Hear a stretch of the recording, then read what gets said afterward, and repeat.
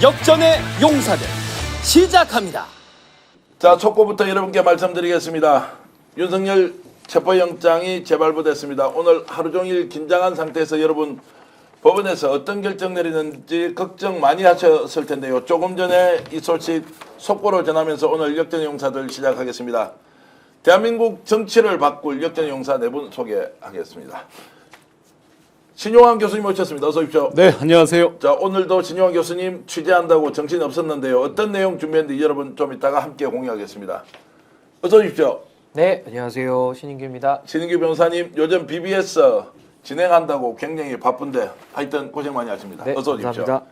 이상우 기자 계속 취재하고 조금 전에 달려왔습니다. 네, 안녕하십니까. 여러분께 새로운 정보 드릴 분 한 분 더 계십니다. 바로 더불어민주당의 강덕구 의원 오셨습니다. 어서 오십시오. 예, 반갑습니다. 자, 오늘 박수를 치면서 시작하겠습니다. 이 박수의 의미는 다들 박수 한번 치시죠. 박수의 의미는 윤석열 체포영장이 재발부되었다. 자, 이 내용 어떤 의미가 있는지 먼저 신용환 교수님 좀 설명 좀 해주시죠. 네, 이게 이제 기존에 6일 날 이제 만료되고 다시 재신청을 해서 사실상 이제 이 검토는 원점에서 다시 하는 것처럼 형식은 취하는 거죠. 그런데 이제 한 번 선례가 있었기 때문에 거기에 극렬 저항을 했기 때문에 뭐 판단에 이론의 여지가 별로 없었죠. 일각에서는 혹시 발부가 안 될 수도 있다라고 황당하게 걱정한 분들도 계셨는데 뭐 그럴 리 없이 이제 잘 나왔습니다. 다만 이번에 나왔을 때 이제 유효 기간을 오픈하지 않았습니다.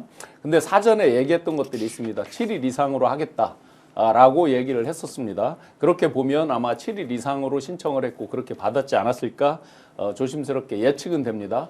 그래서 요번 이제 영장을 놓고 좀 전에 법사위에서 강력하게 질의가 있었고 오동훈 처장도 이게 마지막이라고 생각하고 일종의 이제 전의를 불사르는 얘기를 했고요.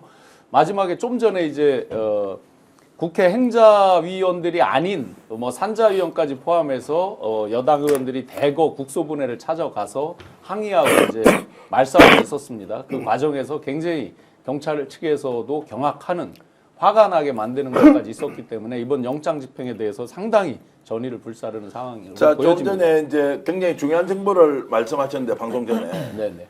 지금 우종수 국가수사본부장이 네네. 오늘 그 야당 국회의원들 만난 자리에서 네네. 굉장히 중요한 의미가 담긴 발언을 했던 그 발언도 오늘 최초로 공개해 주시죠. 예. 뭐냐면 이제 여당 의원들이 강력하게 이제 밀어붙이면서 황당한 얘기를 했습니다. 훗날을 생각해라. 자, 훗날을 생각해라고 예, 국민의힘 협박이죠. 의원들이 협박을 했는데 그 이철규 의원이 했습니다. 네. 정확하게 그런 걸로 보도가 지금 되고 있습니다. 네.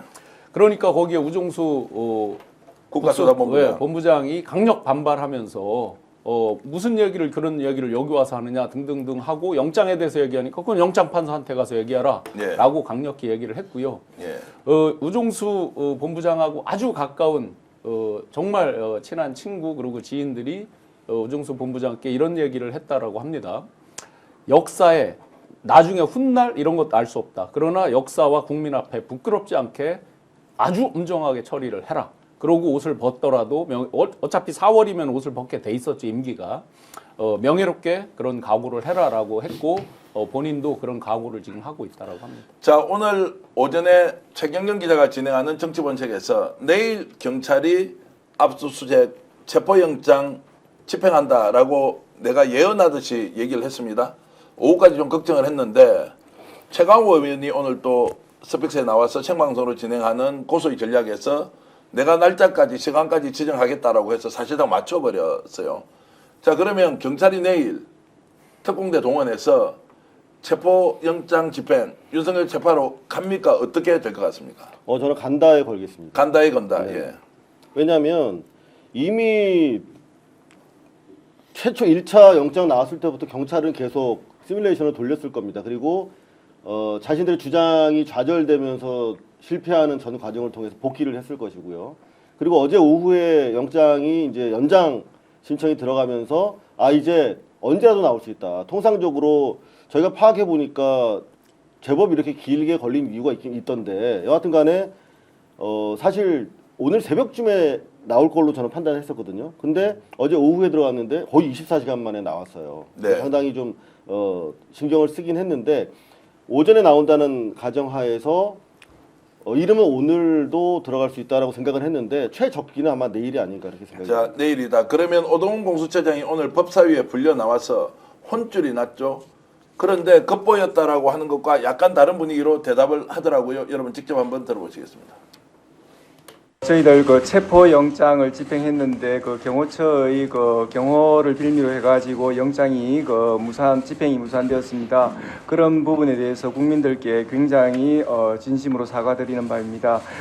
그리고 그런 사법부에서 정당하게 발부된 체포 영장이 제대로 집행되지 못해서 그 법치주의가 훼손되는 그런 모습을 보이게 한 점에 대해서 공수처장으로서 매우 가슴 아프게 생각하고 국민들한테 매우 죄송하게 생각합니다. 2차 집행에 있어서는 그런 차질이 없도록 매우 준비를 철저히 해서 최선을 다하도록 할 것을 약속드립니다.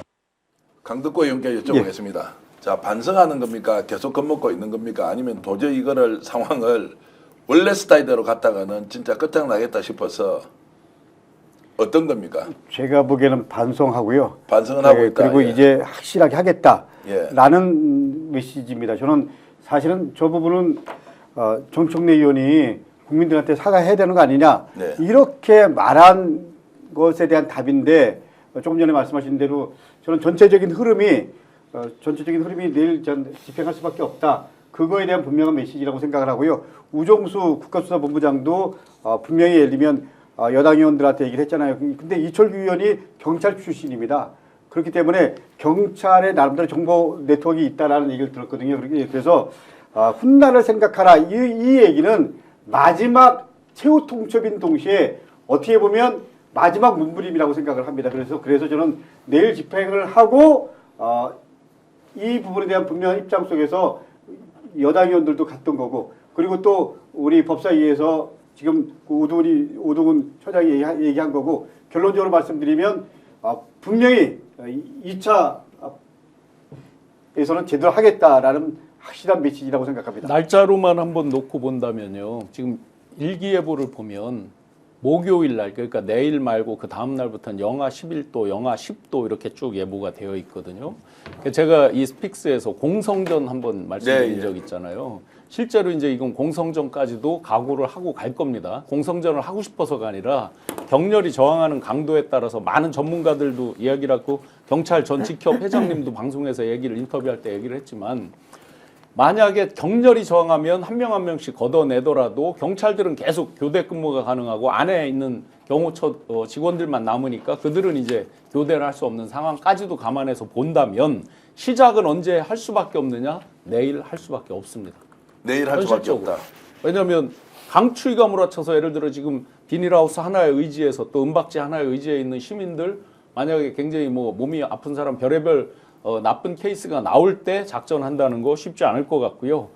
최적기로 꼽는다면 내일부터 시작해서 공성전을 각오하더라도 그러면 내일과 모레 정도 이틀에 걸친다 생각하더라도 내일 시작을 해야 되는 거죠. 자, 윤일만님께서는 옷이 영 믿음이 안 가. 그리고 윈님은 오동훈 쪽을 또 믿어요? 라고 하시고요. 그리고 공수처장님, 경찰과 함께 합법적인 국가공권력의 강력함을 꼭 보여달라. 자, 의심을 하면서 그래도 오늘 저런 말을 했으니까 이렇게 여의봉님께서는 슈퍼챗까지 보내주시면 의견을 주시는데 지금 믿어도 됩니까? 잘 할 것 같아요. 아니 근데 국가가 발행한 채권에 대해 가지고 국가가 그 돈을 지급하지 못하면 국가 부도 사태 아닙니까? 근데 국가가 법원이 발부한 영장이 집행이 안 되면요 민주공화국은 문 닫아야지 이거 뭐 더 영이 될 이유가 있습니까? 그러니까 그만큼 영장 집행이 막혔다라는 것은 공권력의 패배고 공권력의 권위가 땅바닥에 떨어지는 이런 일이기 때문에 저는 민주공화국을 더 이어갈 것이냐 말 것이냐라는 수준의 전 절박감을 가지고 지금 접근을 해야 된다라는 생각이 들고 그런 차원에서 오동훈 처장을 어떻게 믿습니까? 저자가 그동안에도 그 영장 집행 관련해 가지고 보여왔던 태도들은 한심하기 짝이었거든요. 그래서 저는 오늘도 국회 나와가지고 혼쭐이 나니까 저렇게 이빨린 소리는 하는데 오동훈 처장 저는 한번 믿어는 보겠습니다. 근데 네. 믿으려면 전제는 뭐냐면요. 지난번에도 체포영장 발부받고 나서 모든 프로토콜이 다 틀려버렸거든요. 영장 발부받고 나서 왜 3, 4일 동안 뜸을 들입니까? 그리고 최상목 권한대행 바지 끄댕이까지 잡아서라도 경호 해제하라는 먼저 선 명령을 때리고 그 다음에 특공대를 투입해가지고 경력을 다 총동원해서 경호처를 끌어내야 되는데 전혀 안 했죠. 그리고 들어갔다가도 5시간 반 만에 철수했습니다. 게다가 옆에서 경찰들이 저 경호처장 차장 체포하자, 현행범 체포하자 하는데도 공수처가 말렸거든요. 그렇기 때문에 저는 오동훈 처장은 정말 석고대죄를 해도 지금 국민들 앞에 그 죄를 씻을 수 없는 상황이기 때문에 영장이 다시 나왔으니까 한 번 더 기회는 드리지만 저는 뭐 믿지는 않습니다. 근데 만약에 이번에 오동훈 처장이 정말 저 말이 진심이라면요, 내일 새벽부터 들어가야 되는 겁니다. 그리고 지금쯤에는 경찰을 통해서 어떠한 전략 전술을 통해 가지고 저 공성전을 깰 것인지 그 전략과 로드맵은 지금은 다 나와 있어야 되는데 저는 뭐 내일 아침에 공수처가 출발하는지 안 하는지를 보면 알 수 있다. 저 말만 가지고는 저는 믿기는 어렵다고 봅니다. 자, 알겠습니다. 김종범님께서는 이렇게 슈퍼챗 보내주시면서 그래도 응원한다 이렇게 해주셨는데 조금 전에 그 공수처장 오늘 국회에 나와서 그 대답하던 답변한 사진 좀 띄워주시고요. 이상우 기자. 네. 제가 이제 아주 독특한 질문 하나 드리겠습니다. 네. 살이 좀 빠졌어요. 며칠 사이에. 네. 고민은 엄청 많이 한 것 같아요.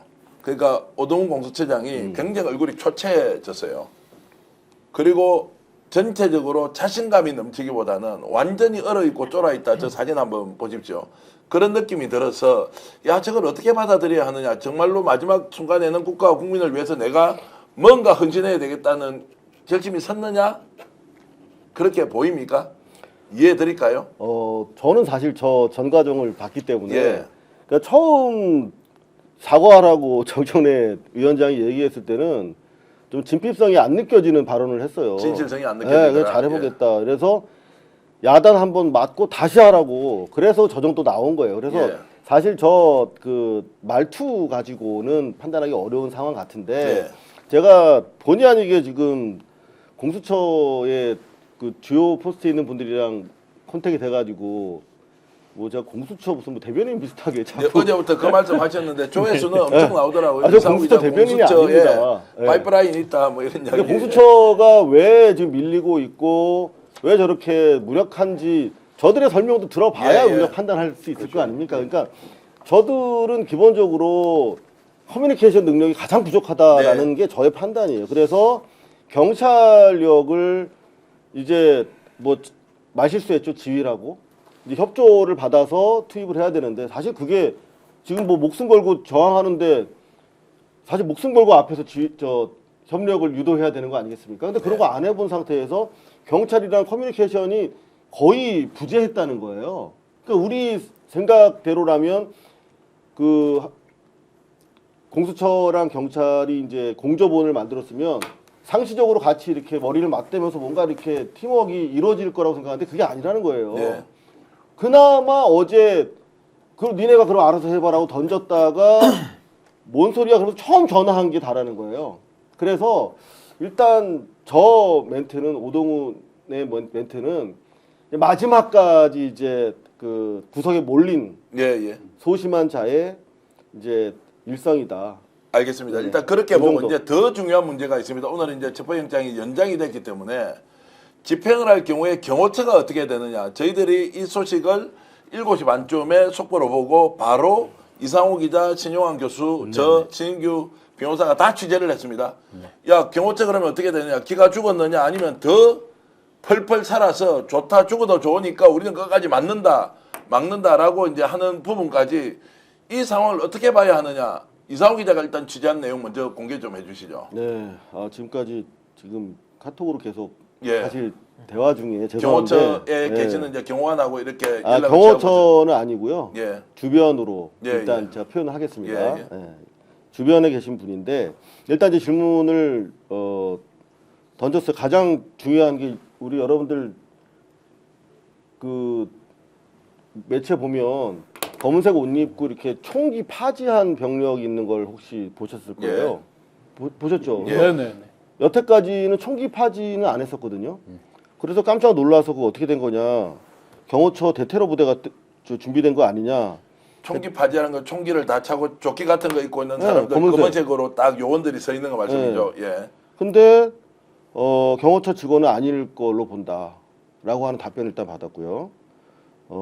그리고 김건희 라인과 관련해서 지금 윤건영 의원께서 제기를 하셨는데 김건희 라인이 주도하는 게 맞냐 그랬더니 되게 대단히 조심스럽게 이게 사실이라고 하더라고요. 사실이다. 그러면 이제 윤건영 의원이 이야기했던 것이 김성훈 그리고 이광우 본부장 네. 그리고 또 밑에 한 명 더 있죠. 김신 가족부장. 가족부장까지는 김건희 라인이다라는 것을 인정까지 해주더라. 그러니까 원래는 그 사적으로도 보고를 많이 했대요. 그 누구냐면 그 차장 김성훈은 뭐 차장이 완전히 김건희 라인이라고. 김건희한테 사적으로도 보고를 했는데 예. 그 요번에 그 차장 진급하기 전에 본부장이었답니다. 네, 본부장 때도 그 위에 처장 차장 패싱하고 김건희한테 단독 보고를 하고 그랬대요. 그래서 여하튼 이제 실질적으로 김건희 라인으로 지금 셋업이 돼 있는데 최초에 저희가 경호처의 위 아래 온도차가 크기 때문에 윗선에서 적극적으로 그 대응 지시가 없을 경우에 무난하게 그 영장이 처리될 가능성이 높다라고 말씀을 드렸었는데 이게 이상한 역효과를 발휘했다는 거예요. 그러니까 무슨 말이냐면 실제로 김건희 라인에 있는 바로 그 김성훈 차장, 그다음에 본부장, 그다음에 김신부장, 요 라인이 사실은 전체적인 경호처 입장에서 봤을 때 척결의 대상이었다는 거예요. 그런데 얘들이 충성 경쟁을 하니까 워낙 경호처라는 게 이제 충성 조직 아니겠습니까? 얘들이 충성 드라이브를 걸면서 경호처장도 본의 아니게 충성 경쟁에 뛰어드는 상태라는 거예요. 그래서 윗선의 온도가 과열돼 가지고 지금 훨씬 생각보다 많은 경호원들이 지금 이 충성 조직의 성격상 이번에 동원될 가능성이 커 보인다. 자, 1차 때보다 2차 때 최상단에 있는 몇몇은 더 강력하게 막을 가능성이 있다. 이렇게 이제 그리고 여담인데 하나만 좀 예. 경호처 분위기를 파악하시는 데 도움이 될 것 같아서 예. 여담이긴 합니다만 이 김건희에게 줄대는 그 조직의 강도가 얼마나 셌냐면 방금 말씀드렸던 이 처장, 차장, 뭐 본부장, 예. 뭐 부장 이런 사람들 있지 않습니까? 김건희가 이벤트 행사를 좋아하잖아요. 행사 같은 걸 할 때. 네. 그 행사 같은 거를 할 때 경호처 자기 수하에 자기 라인에 직원들 데려가 가지고 행사 도우미를 자처했답니다. 자, 내부 행사, 외부 행사. 그 막론하고 안팎으로 있는 각종 행사에 경호처 직원이 동원되었다. 그냥 경호처 직원들은 어디까지나 전문직으로서 경호에 그 임무를 해야 되는데 그냥 그런 행사 있으면 가서 도우미 하고 뭐 빵도 나르고 뭐 의자도 챙기고 그런 짓을 했다는 거예요. 그러니까 상당히 심각하게 썩어버린 거죠. 공조직이. 자, 이 내용은 이것만 가지고도 우리가 1시간 동안 방송을 해야 되는데 오늘 이제 그 정도로 일단 문제 제기만 일단 해놓으시고 경호처 내부 분위기에 대해서 이제 이렇게 얘기를 하면 최상층 단위에서는 이렇게 이제 강력하게 막아서겠다라고 하면 어떻습니까? 경찰 특공대가 내일 투입이 된다라고 했을 경우에 똑같이 실패할 가능성이 있다 이렇게 걱정해야 됩니까, 의원님? 저는 이번에는 실패할 가능성보다는요 성공할 가능성이 더 있다라고 생각합니다. 어쨌거나 경찰도 모든 걸 걸겠다고 하고 있고요. 그리고 또 오동훈 처장도 마지막이라고 생각하고 다 하겠다라고 얘기했잖아요. 그리고 지난번에 1차 집행 때 여러 가지 좀 준비 미흡한 부분이 있었다 솔직하게 얘기했잖아요. 근데 사실은 이 공수처랑 경찰이 협력과 협조 관계가 여태까지 제대로 안 됐다는 얘기입니다.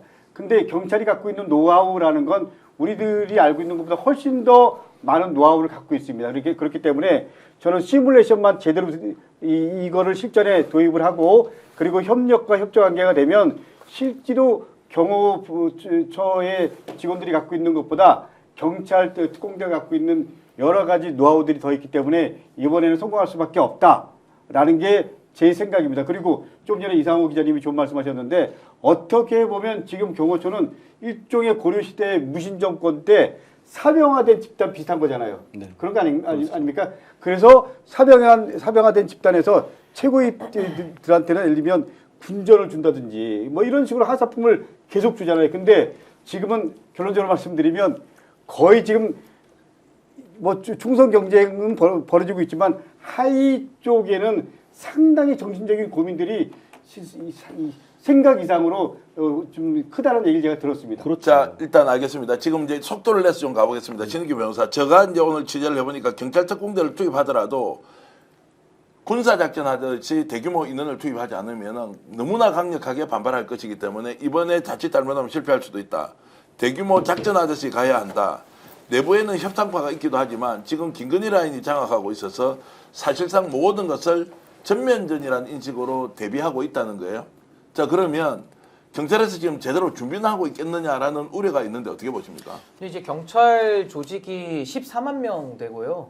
우리 그 민간에서, 그러니까 군을 제외한, 뭐 군이야 뭐 전시나 계엄 때만 투입이 되니까 우리 민간에서 가장 큰 물리력을 가지고 있는, 그러니까 합법적 폭력을 관리하는 집단이 유일하게 경찰인 겁니다. 그리고 이제 경호처가 있는 건데, 저는 경찰이 조직에 명운을 걸고 들이댄다라고 하면요, 규모의 면이나 여러 가지 그 전략 전술의 실전 운용 면에 있어서도 저는 경찰이 압도한다고 봅니다. 그리고 또 하나가 지금 경호처는 뭐 500명 있다고 쳐도 그 안에서 뭐 좀 더 추려가지고도 한 몇백 명 정도 되는 건데, 그자들은 경찰에 대해서 전력을 투구해서 항전하면요, 반란군이 되는 겁니다. 명분에서 일단은 진다는 것이고, 거기도 수뇌부들이 일부 충성해서 지시를 내리겠지만 결국 그 지시가 이행되기 위해 가지고는 하급 직원들이 움직여줘야 되는데 얼마만큼 그걸 끌어낼 수 있겠느냐, 그게 저는 의문이고요. 반면에 경찰은 경찰 특공대를 중심으로 기동대와 특공대를 동시에 이제 모든 물량을 다 투입을 한다고 쳤을 때 경찰은 명분에서 완벽하게 압도적 우위를 갖고 있죠. 그리고 목숨 걸고 진압하면 경찰은 거기서 모든 걸 다 얻는 겁니다. 그래서 저는 이게 명분 싸움이라든지 여러 가지 지휘 계통에 따라서 지휘를 했을 때, 명령을 내렸을 때 이행되는 거를 우리가 본다면은 저는 뭐 시간은 경찰 편이라고 저는 보는 것이고요. 물론 유혈 사태가 나는 것은 절대 안 됩니다. 근데 그거는 우리가 모두가 다 대비를 하고 충분히 경계해야 됩니다만은, 예를 들어 소방관들도 불길 속에 당연히 생명을 위해를 가해서는 안 되지만 그래도 불 끄러 들어가거든요. 근데 저는 아무리 경호처가 화기를 가지고 있고 위험하게 한다 하더라도 저는 사명감을 가지고 우리 고도로 훈련된 우리 경찰이 진압한다면은 전 충분히 할 수 있다. 그리고 해야만 한다, 저게 봅니다. 자, 김건희 라인 쪽에서는 저렇게 강력하게 네네. 정말로 철벽 방어를 하겠다고 하지만 이제 우리가 이야기하는 직업 공무원들이 경호처에 많이 있고 한 5, 600명 되지 않습니까? 네네. 이 사람들은 굉장히 흔들릴 것 같은데, 또 진용환 교수께서도 지금 계속 네네. 취재를 하고 있는데 경호처 내부 분위기, 경찰의 영장 지금 재집행에 대해서 분위기 어떤지 말씀 좀 해주시죠. 영장 재발부 뉴스를 보자마자 제가 이제 전화를 했어요. 예. 했는데 간부는 전화를 받지 않았어요. 네. 경호관은 저는 영장 이거 집행 이번에 체포 틀림없이 된다라고 확신을 했어요. 예.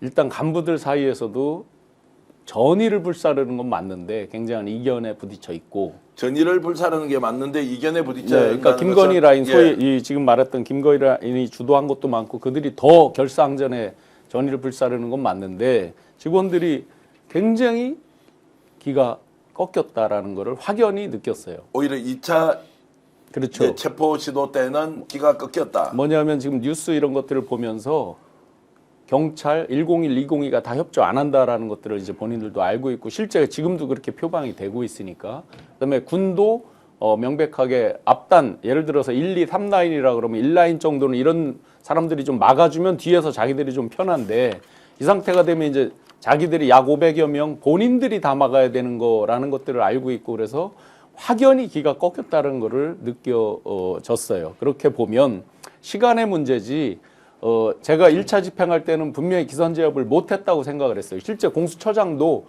그렇게 강하게 막을 줄 몰랐다. 공수처에서 나온 얘기도. 그 다음에 1000여 명을 동원해도 될지 모른다. 이거 이미 기가 다 꺾였던 거잖아요. 그런데 지금은 이제 자기들이 고립된다라는 이 느낌을 갖고 그걸 알고 있고요. 한 가지 지금 막 제가 방송 중에 이제 지금 받은 걸로 보면 네. 복수 2군데에서 이제 받은 건데,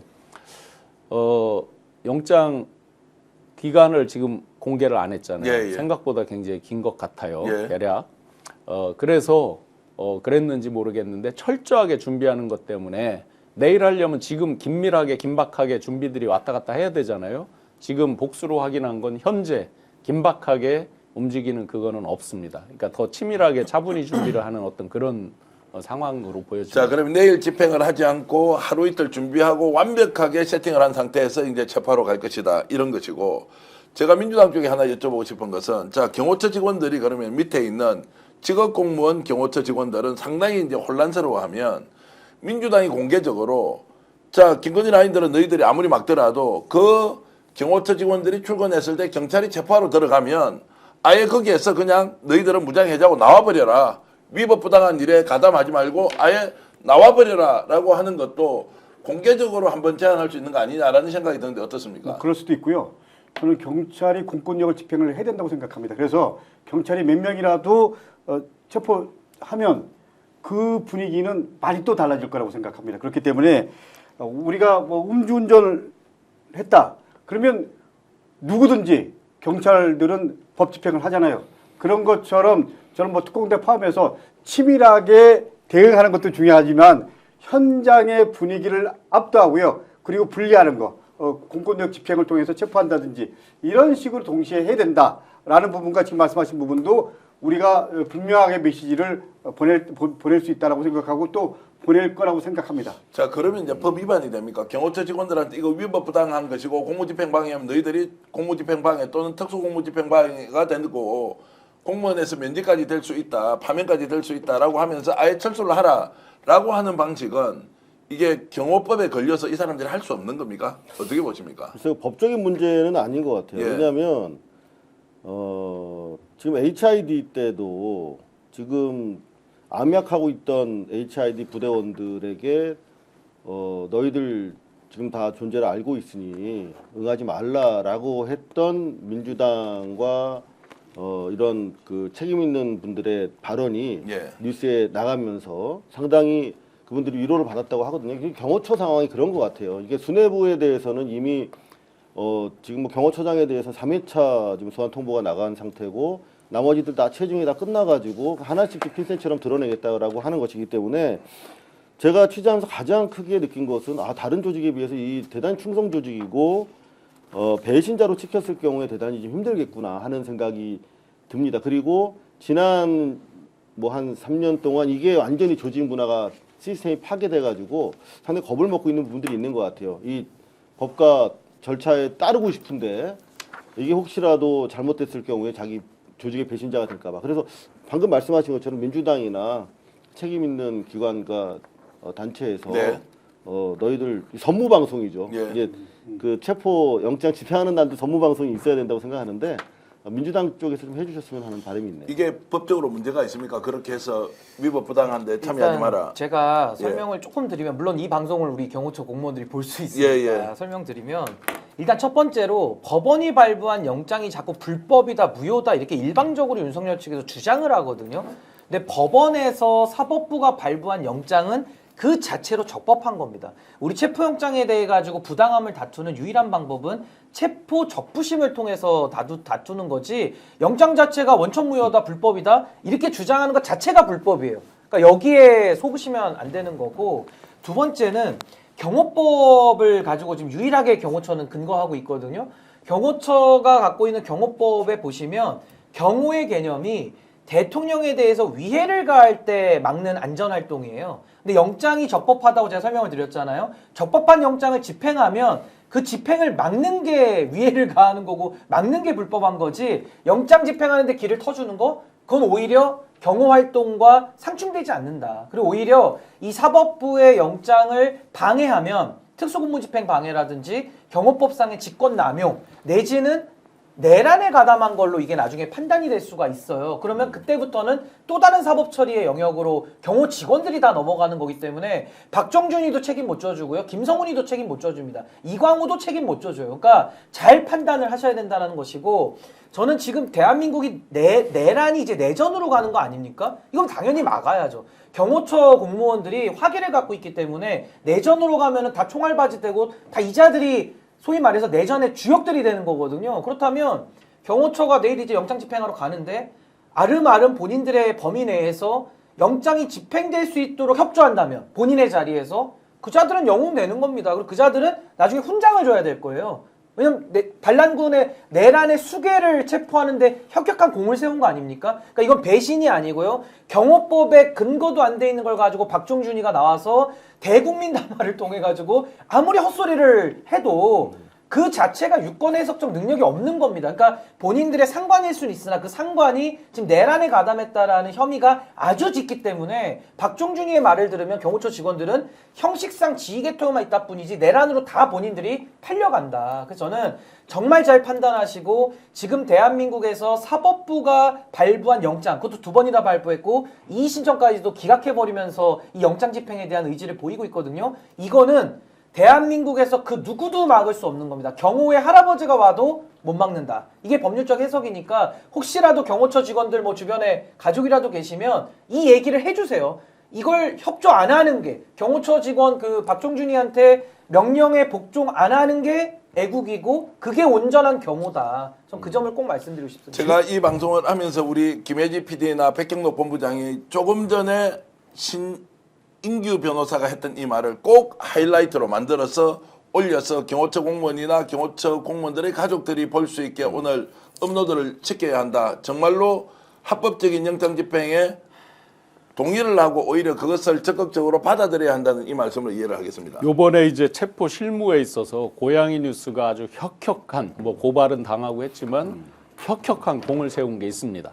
뭐냐면 지금 이제 그날 앞쪽에서 나와서 이렇게 왼쪽으로 올라가잖아요. 거기는 이제 합참의장 공관이고 막다른 길이에요. 밖으로 나오면 나오는 건데 밖에 막혀서 못 나왔잖아요. 그럼 그 위에는 더 힐이라고 이제 레지던스 그 일종의 이제 호텔식 그 주택인데 거기는 다 막혀 있어서 갈 수가 없어요.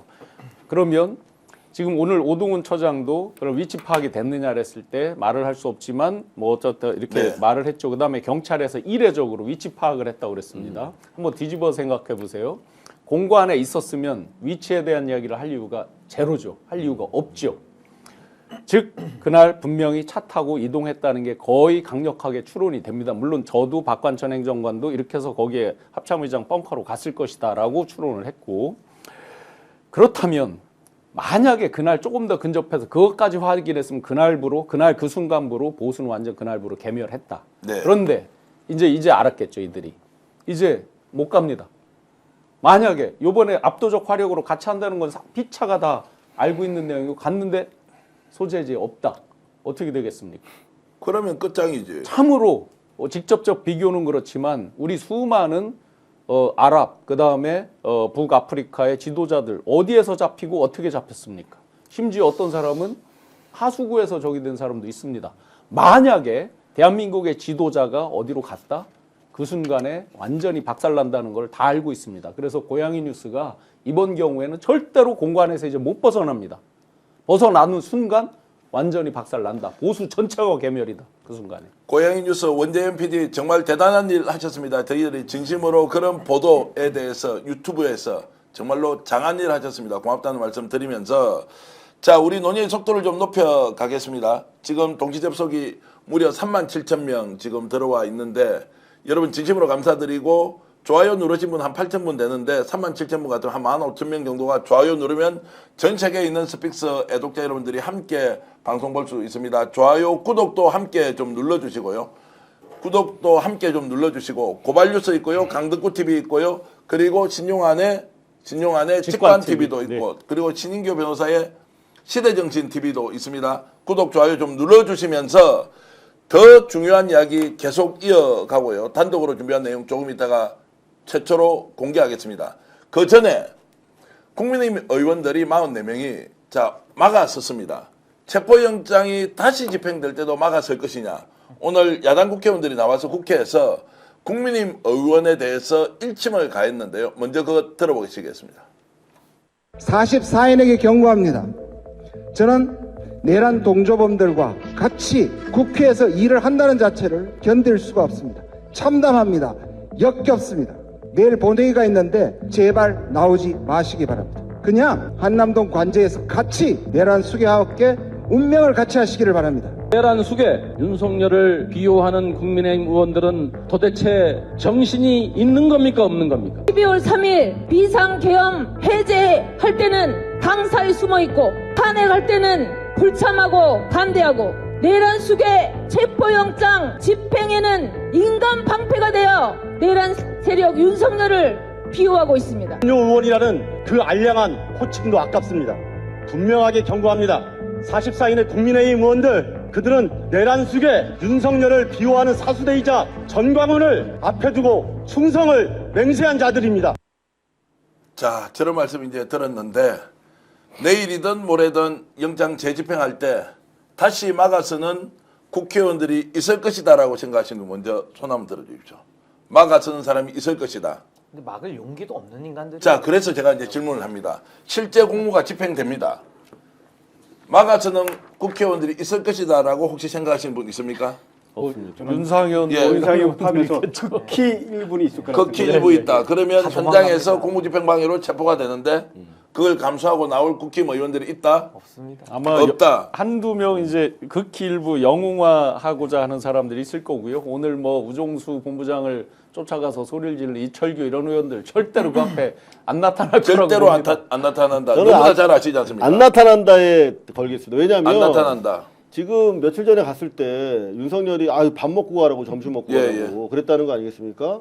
근데 그 중에 한 명이라도 먹어야 되는 거잖아요. 근데 안 먹었다는 거 이유를 물어보니까 모양새가 안 좋다 그랬거든. 그러니까 네. 지들도 아는 거야 이게. 그러니까 윤석열한테 눈도장 받고 싶어서 간 게 아니라 그 앞에서 시위하는 전광훈과 그 구구 그 집단에게 도장을 찍으러 간 거기 때문에 실제로 윤석열을 구하러 방패하러 간다? 그건 있을 수 없는 거죠. 저자들이 얼마나 얍삽하고 자기밖에 모르는데 윤석열을 위해서 특수공무집행 방해로 깜빵에 들어가겠습니까? 근데- 절대 그럴 일 없는 사람. 그런데 이런 말씀드리면 어떻게 생각할지 모르겠지만 저 국힘당 의원들은요 시대정신, 국민의 요구 이런 부분을 잘 모릅니다. 그러니까는 나경원, 윤상현 포함해서요 44명이 그런 부분에 대해서 조금이라도 고민하고 조금이라도 국민들을 의식했다 그러면 저렇게 못할 겁니다. 저는 그렇기 때문에 윤상현 포함해서 몇 명은 여전히 그 입장에서 자기 메시지 갖고 나올 거다라고 아니 생각합니다. 근데 만약에 막잖아요? 그럼 그 현행범이거든요.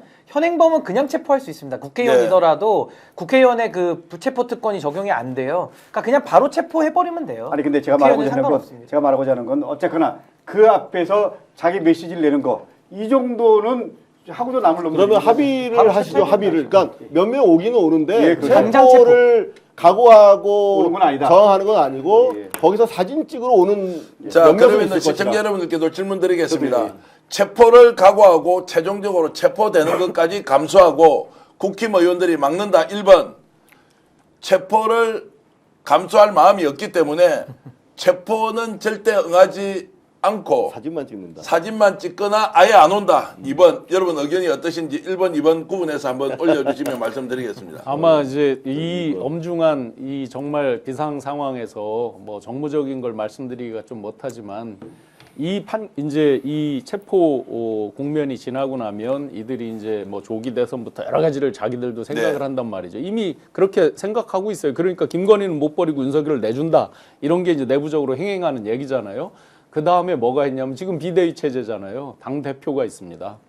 어게인 2017, 2018을 우리가 한번 다시 리뷰를 해보면 틀림없이 오는 의원은 있을 것이다. 거기서 사진이 찍히든 뭘 해서 영웅화되고 그들이 대권 주자까지는 아니어도 당 장악하는 이 부분을 노리고 오는 사람들이 있을 것이다. 자, 절대다수의 시청자 여러분들께서는 다 2번 눌러주고 계십니다. 정 선생님, 검주선 선생님, 김술래님 다 2 이렇게 해주시고 안정님도 똑같은 의견이신데 결국에는 저렇게 쇼만 하고 윤석열을 막아서지는 못할 것이다. 방어하는 데는 나오지 않는다. 이제 이게 지금 국힘의 현실이라는 거죠. 예.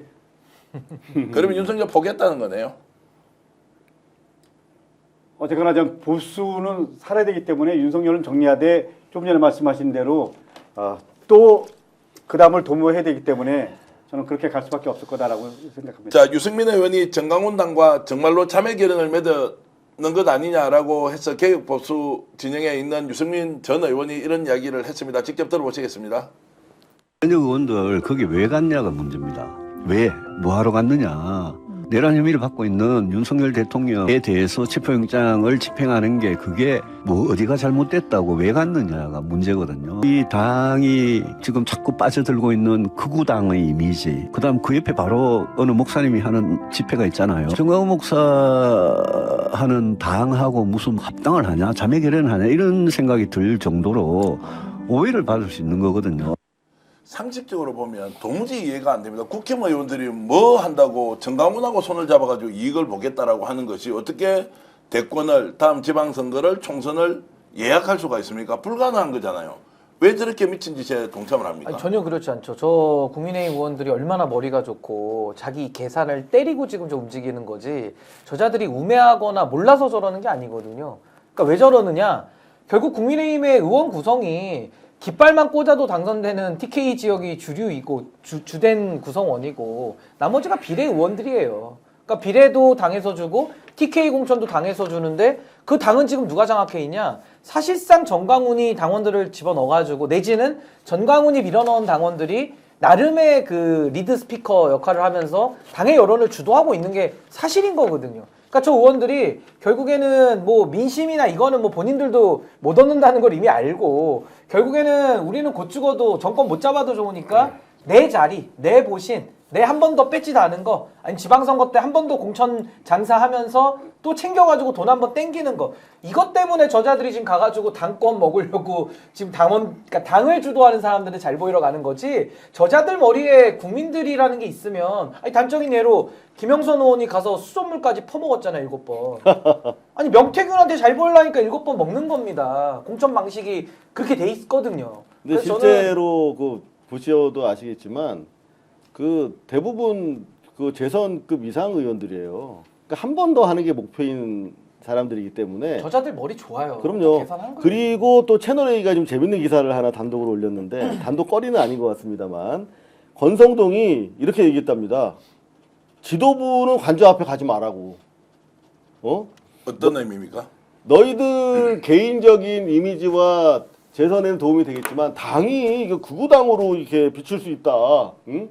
너희들 선거 전략에는 도움이 되겠지만 당한테 안 좋으니까 가급적 가지 말라. 지도부는 좀 안 갔으면 좋겠다라고 얘기하고 있습니다. 이게 바로 국힘당의 사실 제대로 된 입장이겠죠. 전 대표님 이거 한 가지는 아셔야 됩니다.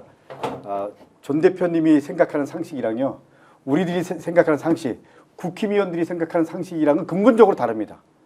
이건 제가 분명히 말씀드릴 수 있고요. 어떻게 다릅니까? 예. 그러니까 어떻게 이런 거죠. 나라를 팔아먹어도 자기 이익만 원한다면 저렇게 가는 거죠.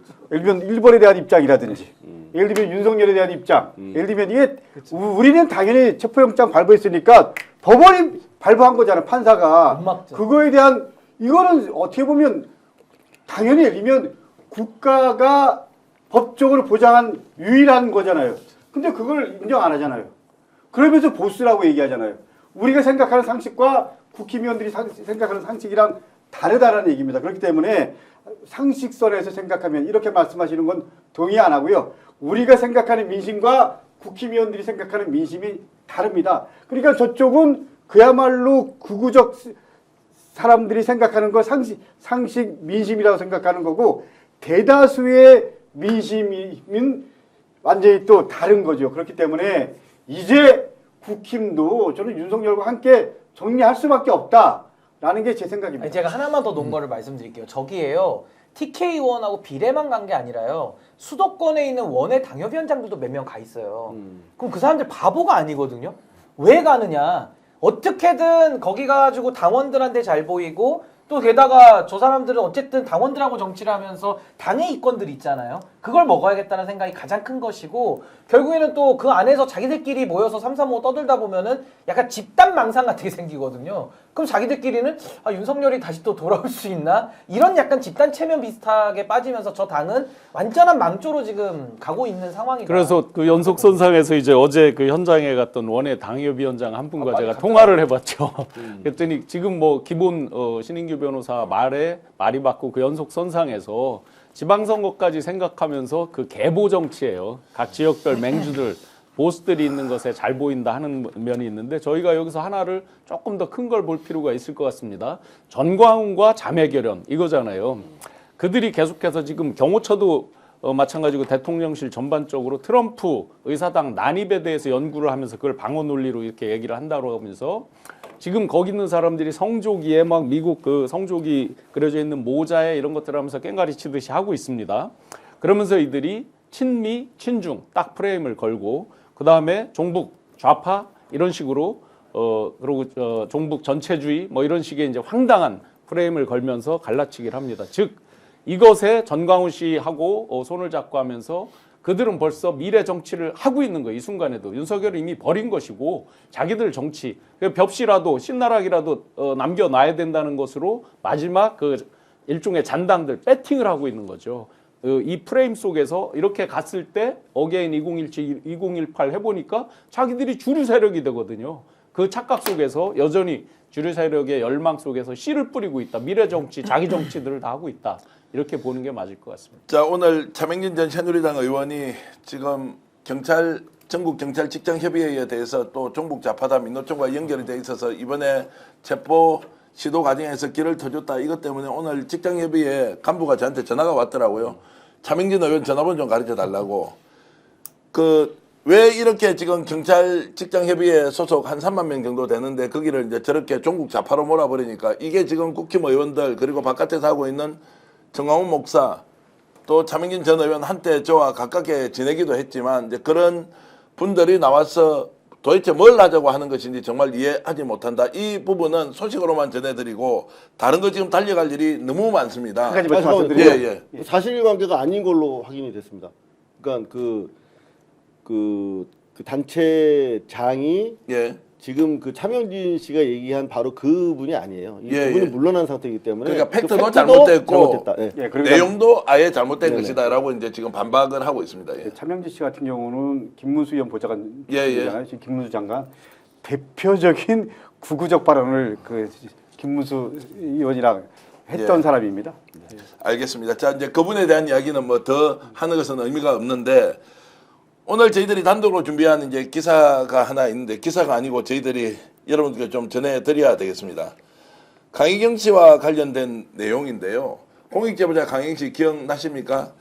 일단 강희경 씨가 누군가로부터 협박 문자를 받았는데 그 사람이 누군지 우리가 특정할 수 있습니다. 그런데 그 협박 문자의 내용이 워낙 충격적이어서 이 부분을 공개를 해야만이 뭔가 좀 신병의 안전이 확보되겠다라고 해서 이 내용 여러분들께 공개를 좀 했습니다.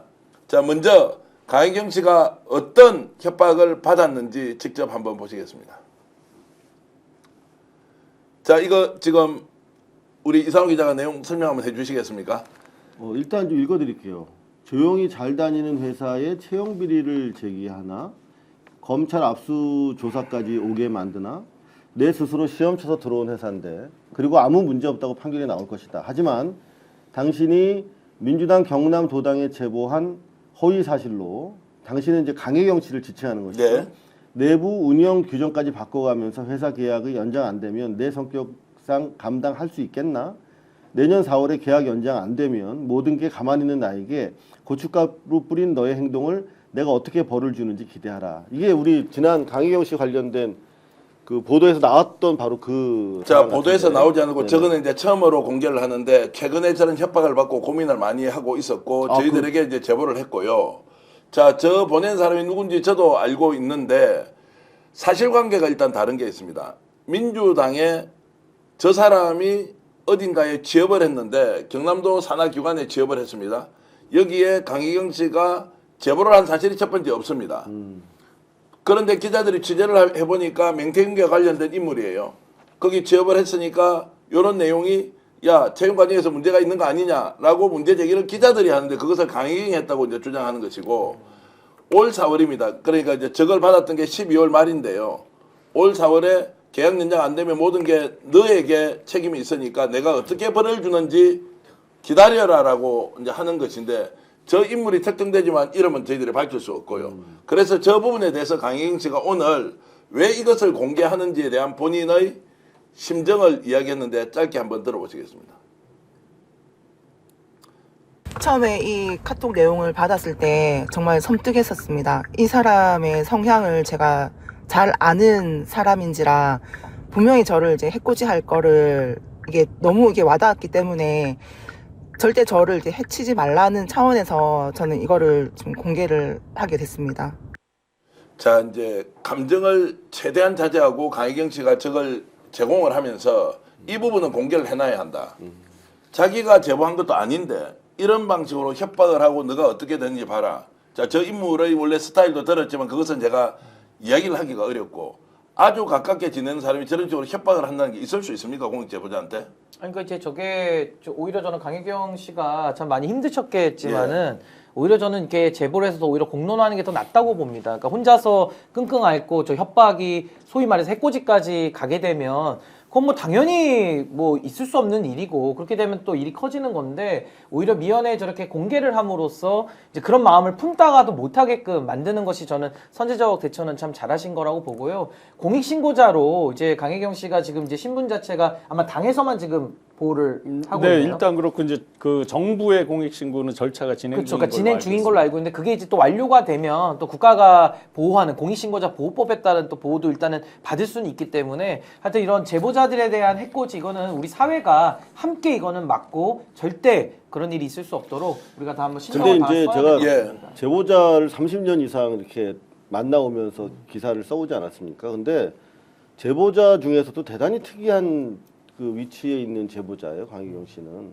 지금 우리가 12.3 쿠데타 때문에 잠시 명태균 게이트가 좀 잠잠한 것이지 지금 오늘도 기사 보면은 뭐 대기 중인 사건들이 엄청나게 많은 진짜 우리 대한민국 정치 구조개혁을 할 수 있는 엄청난 내용을 제보하신 분이기 때문에 강혜경 씨 같은 분한테 손가락이라도 하나 건드렸다가는 아마 국민의 이름으로 처단될 겁니다. 저 사람은.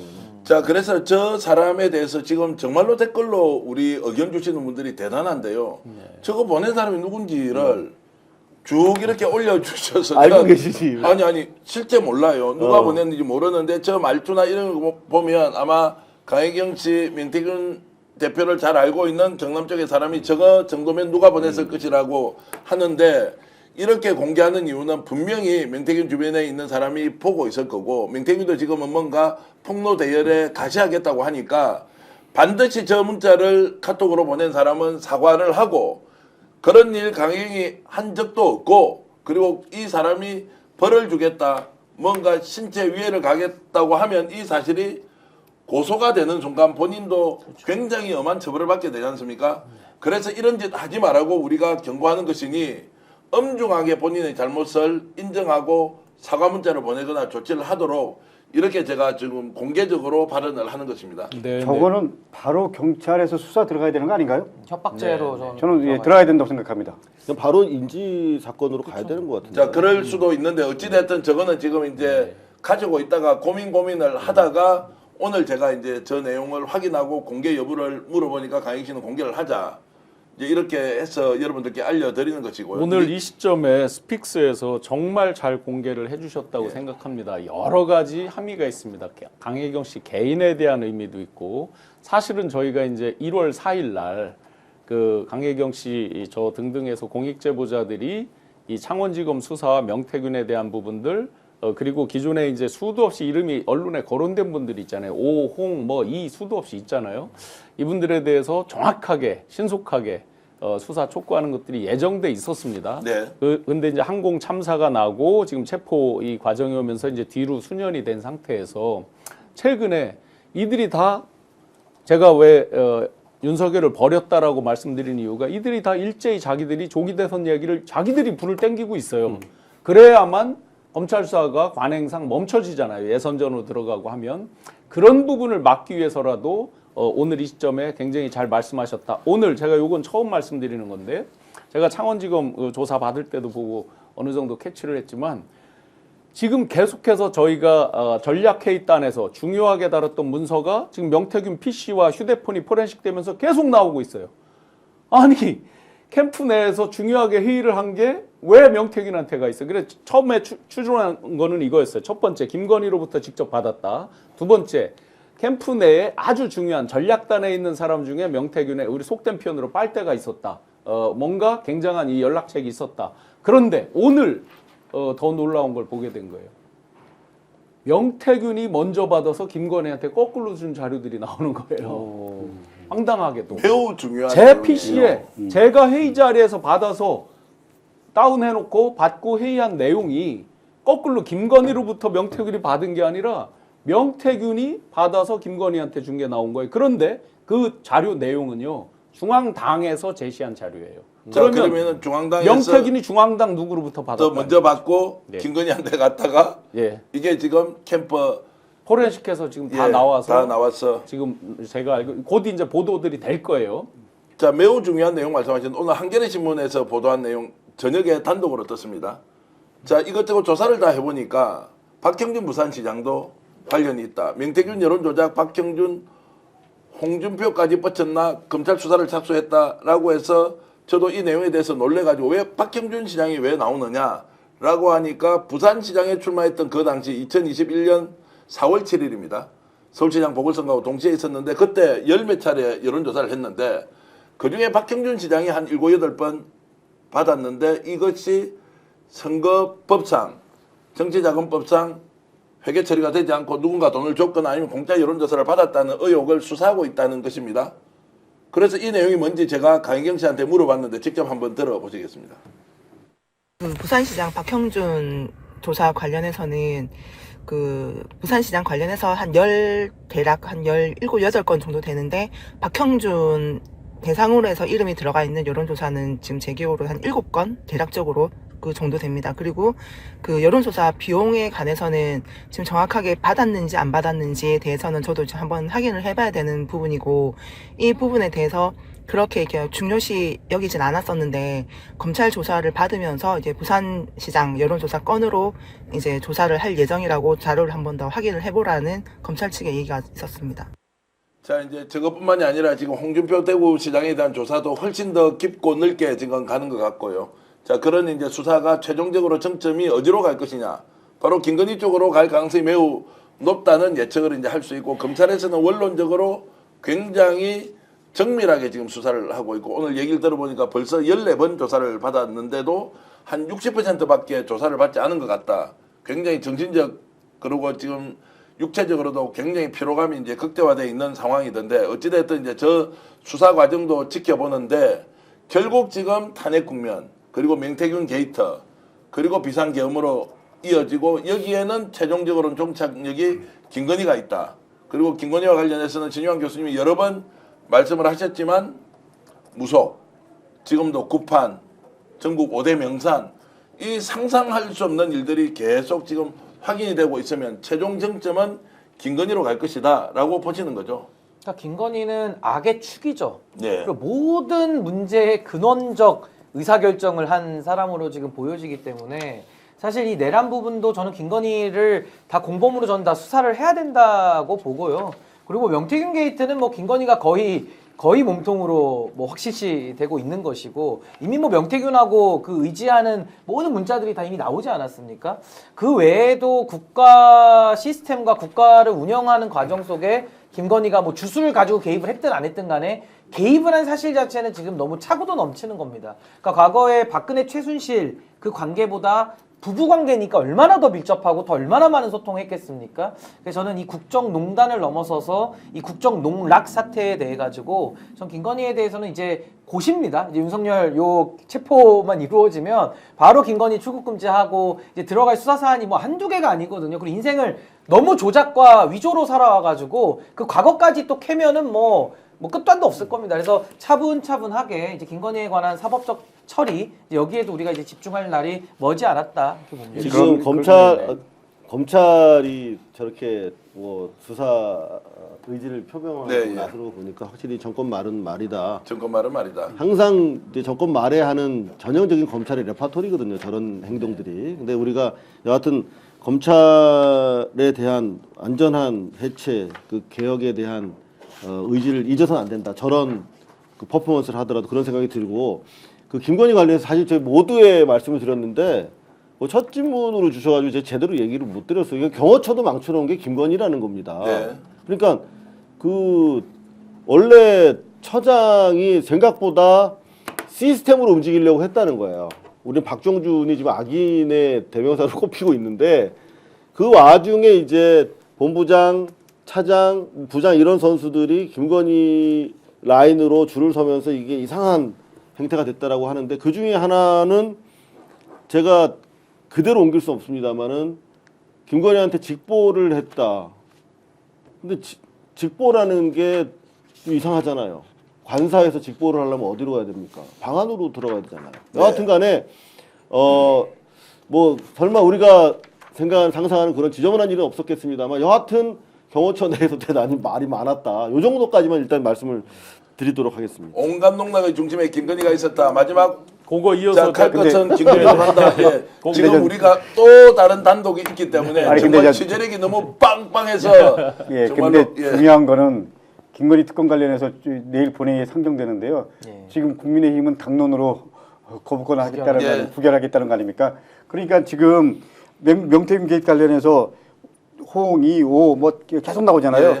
사실은 김건희가 그 사적 비리 뭐 이런 것도 있지만 결국 국민의힘이랑 다 연결될 수밖에 없다. 그러니까 그 김건희 특검을 당론으로 지금 부결시키겠다는 거잖아요. 그렇기 때문에 네, 이 부분을 우리가 어떻게 볼 거냐 이것도 아주 중요한 의미가 있다라고 생각합니다. 그 지금 시점에 아주 중요하게 해주셨다는 게 바로 이런 의미인데요. 고전에 지금 이상호 대표님 그 하나 이어받아서 에피소드 말씀드리면 이벤트에 동원했다고 그랬잖아요. 네. 행사 도움. 네, 행사 도우미로 하도 그 제가 이 방송에서 김건희가 굉장히 부지런하다 이런 농담했죠. 온갖 국정을 다 관여할 정도로 이렇게 부지런하다. 근데 토요일 오전만 되면 그렇게 자꾸 행사를 하고 외부 행사를 잡고 막 어디를 암행하듯이 가고 하려니까 이 준비하는 실무 직원이나 경호 직원들이 엄청 더 바쁠 거 아니에요.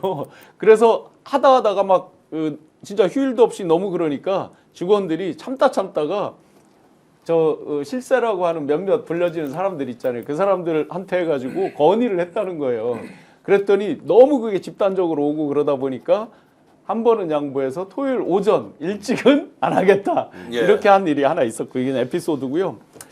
이 시점에 정말 정무적으로 왜 중요하냐면 다 지금 윤석열 체포로 쏠려 있는데 바로 이 국면이 지나자마자 이 사람들은 빛의 속도로 꼬리 자르기를 합니다.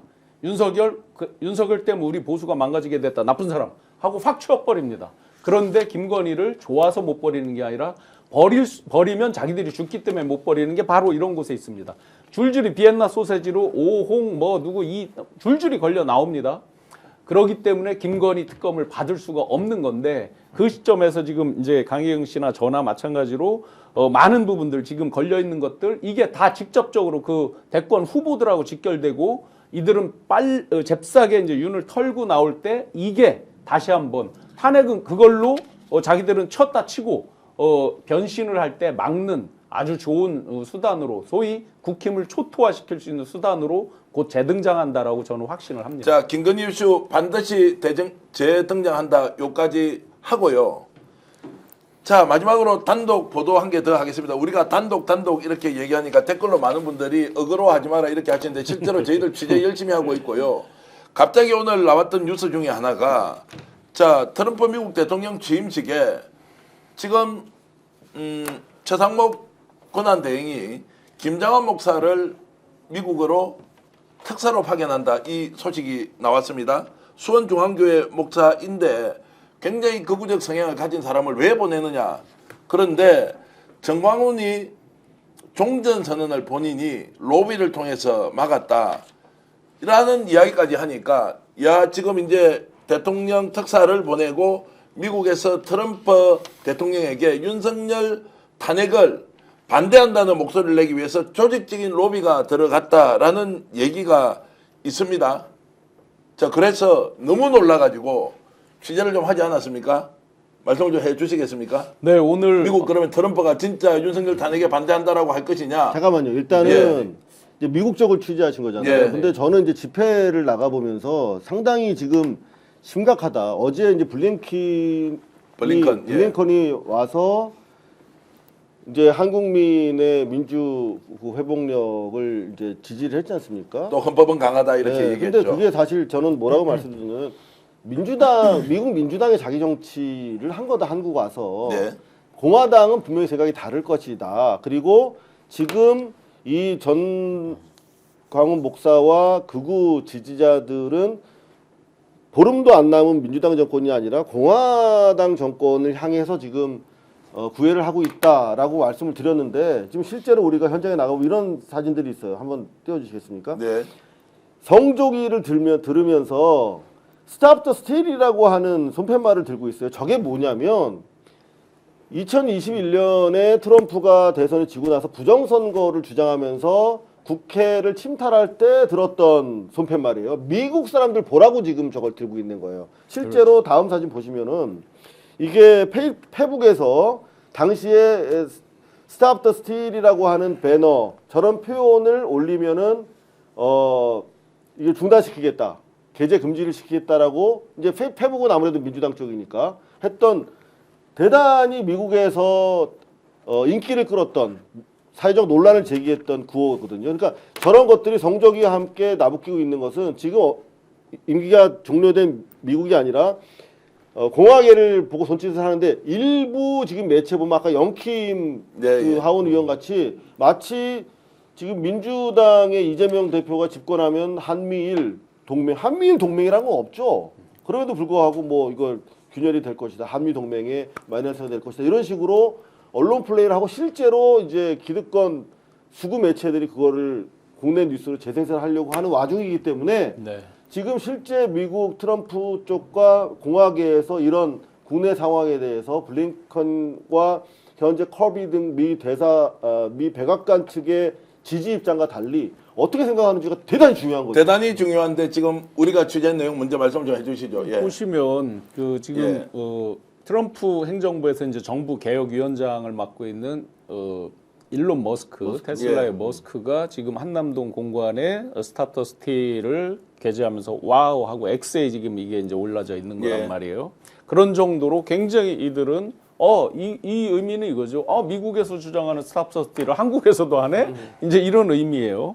거기에다가 오늘 아마 뉴스 보신 분들 알지만 영킴 하원 의원이 갑자기 한국의 어떤 마치 왜곡된 탄핵 세력들이 한국의 민주주의를 왜곡시키고 있다는 식의 이야기를 합니다. 오늘.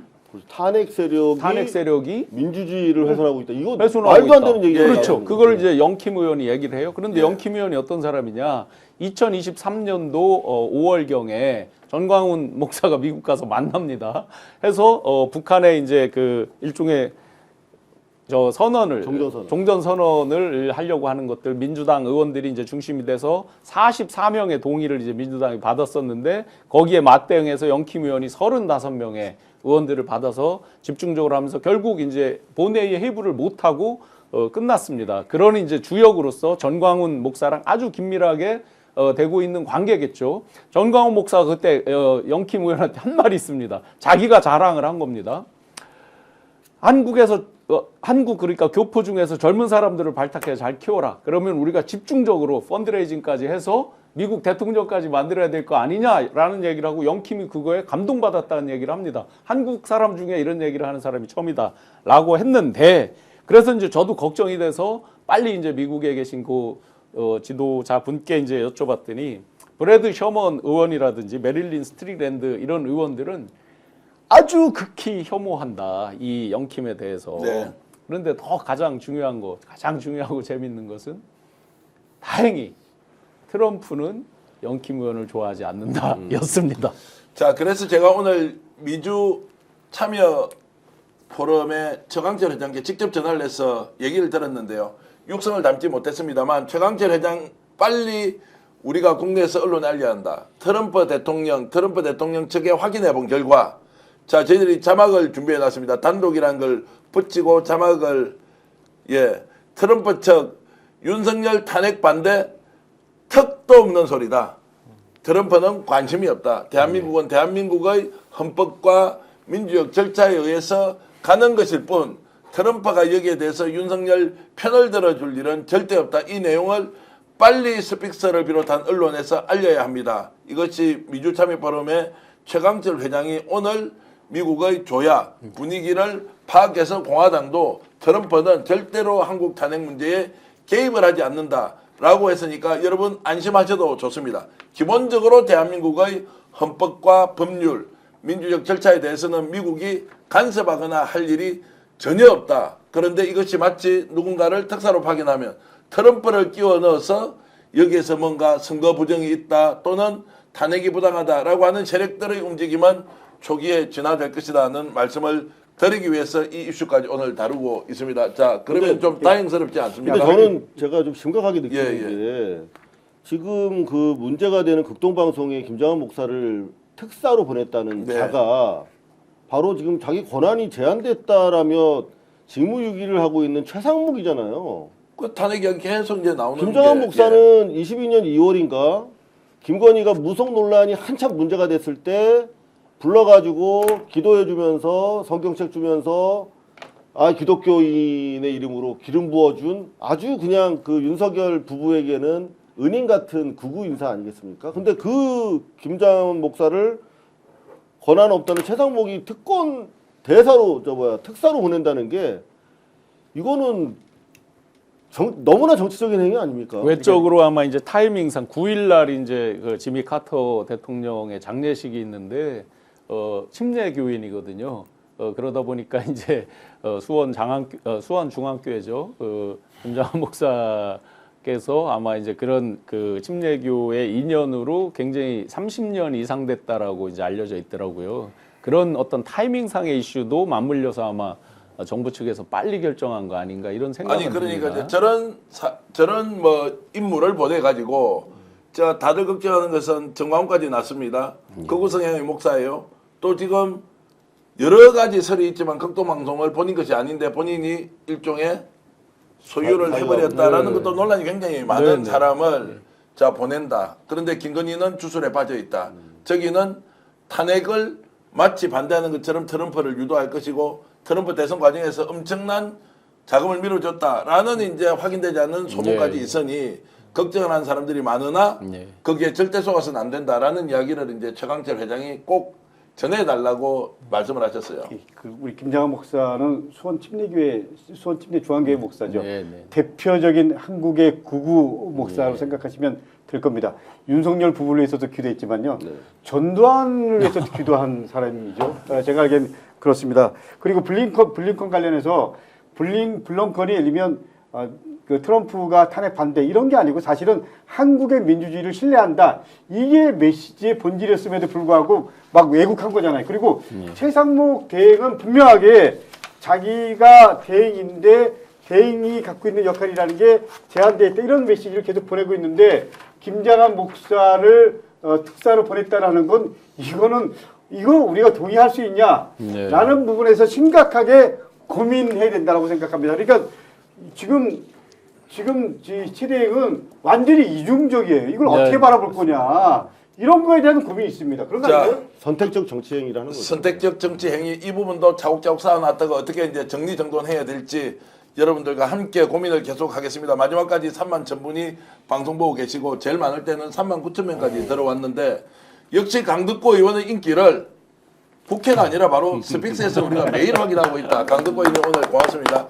시청자 여러분께서 이렇게 응원해 주시니까 저희들 취재하면서 신이 납니다. 신영환 교수 또 신인규 변호사 이상호 기자가 매일 취재하면서 여러분들께 새로운 정보를 전달하기 위해서 노력하고 있다는 점도 이해해 주시고 잘 알아주십시오. 오늘은 기분 좋게 윤석열이 다시 체포된다라는 생각으로 역전하면 국내 해외에 계신 모든 분들이 용사들 외치면서 오늘 방송 모두 끝내겠습니다. 역전의 용사들!